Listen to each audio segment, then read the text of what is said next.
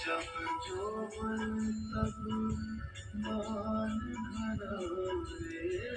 গণেশায় নম গণেশায় নম ওম বিষ্ণু বিষ্ণু বিষ্ণু করে দিয়ে দিল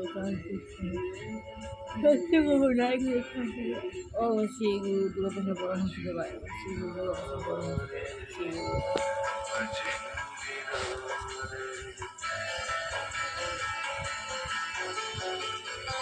হ্যালো গাইস, চলুন আমার সঙ্গে শুনব গুরুদেব দুর্গাপ্রসাদ পরমহংস দেবায় নমঃ।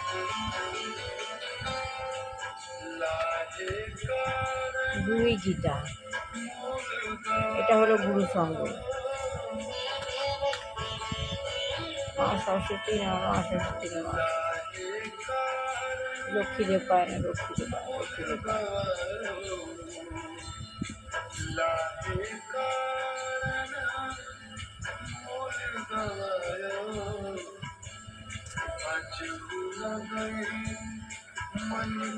গীতা পড়ছি না, আত্মজ্ঞান লাভের পন্থা বইটি পড়ছি।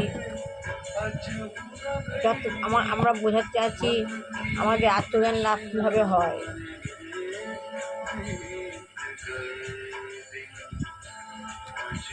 তাহলে আত্মজ্ঞান লাভের বলতে কৃষ্ণ ভাবনামিত হতে হবে আমাদেরকে। কৃষ্ণ ভাবনামিত হতে হবে, সাধকের চিত্তে কৃষ্ণ ভাবনার বিকাশ হয়। যে সাধক তার মধ্যে কৃষ্ণ ভাবনা চেতনা হবে। যেহেতু আমরা জগতের বন্ধনে আবদ্ধ হয়ে পড়েছি, তাই আমরা সে কথা ভুলে গেছি।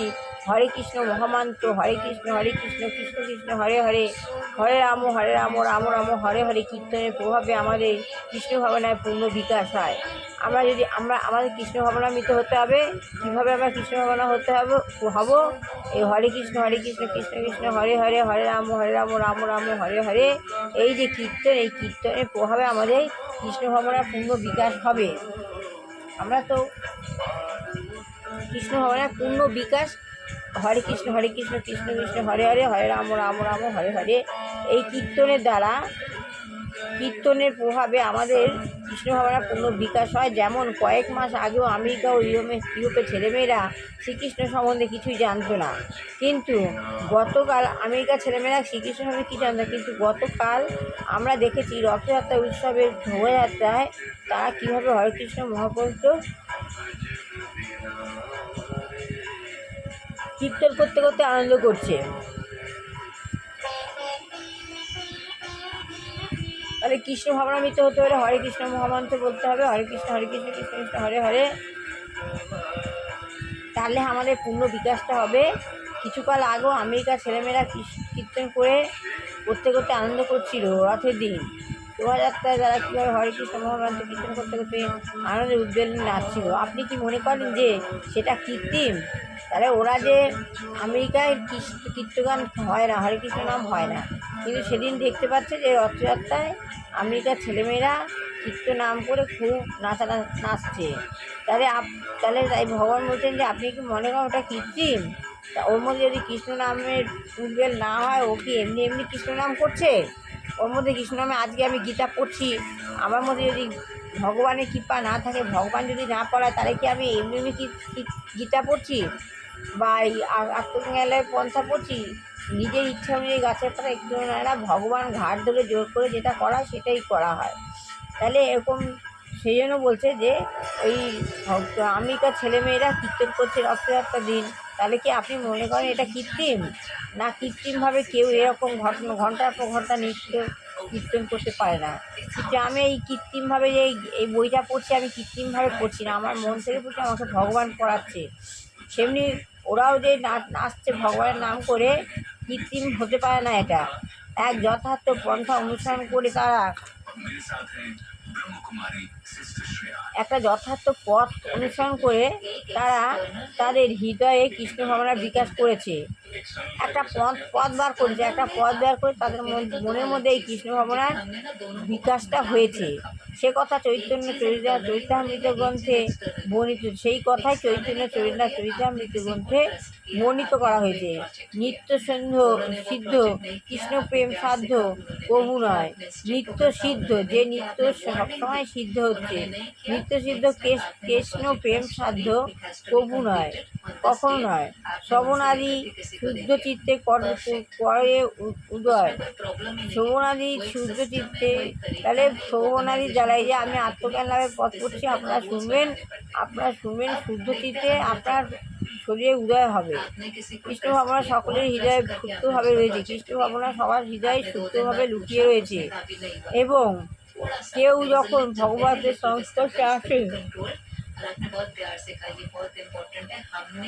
কৃষ্ণ ভাবনা সবার মধ্যে লুকিয়ে আছে, কিন্তু কেউ যখন ভগবৎবংশের সংস্পর্শে আসছে তখন সে সুপ্ত কৃষ্ণ ভাবনায় জাগরিত হয়।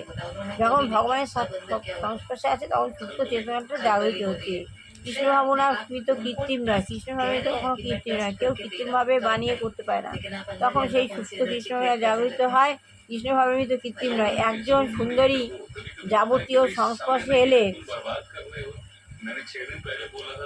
একজন সুন্দরী যদি কোনো যুবতী, একজন সুন্দরী যুবক যদি কোনো যুবতীর সংস্পর্শে এলে যেমন একজন যুবক আকৃষ্ট হয়,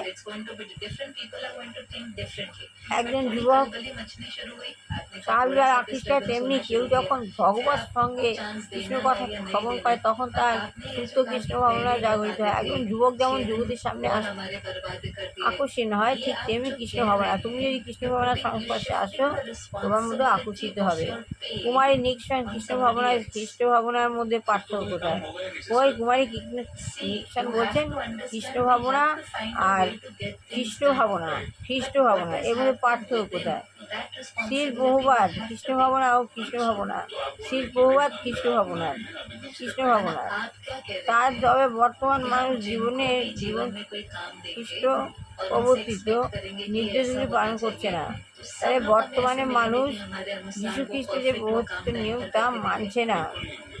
তবে আমরা কীভাবে কৃষ্ণ ভাবনার সঙ্গে সম্পযুক্ত হয়ে থাকবো এইটা আমাদের মনে রাখতে হবে। কৃষ্ণ ভাবনার চিন্তা ভাবনা যখন তুমি করবে তখন তুমি আকৃষ্ট হবেই হবে।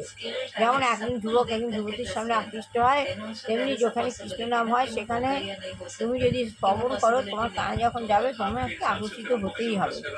এই বলে আমি আত্মজ্ঞান লাভের পন্থা ওইটা পড়লাম, একটুখানি আবার কাল একটুখানি পড়বো, একটু পড়ে যখন শেষ হবে তারপর গীতা পড়বো।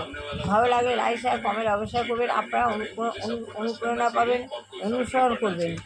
অনুসরণ করলে পরে আপনারা উপলব্ধি পালে ভগবানের সঙ্গে আপনাদের আত্মজ্ঞান লাভের পন্থা এই যে আকর্ষিত ব্যাপারটা হবে। এবার ভালো হোক, কল্যাণ হোক, মঙ্গল হোক, মৃত্যুবাজে ভালো করে পড়াশোনা হোক, বিজয় হোক, উদ্যম হোক, আদর্শ বিজয়ী হোক,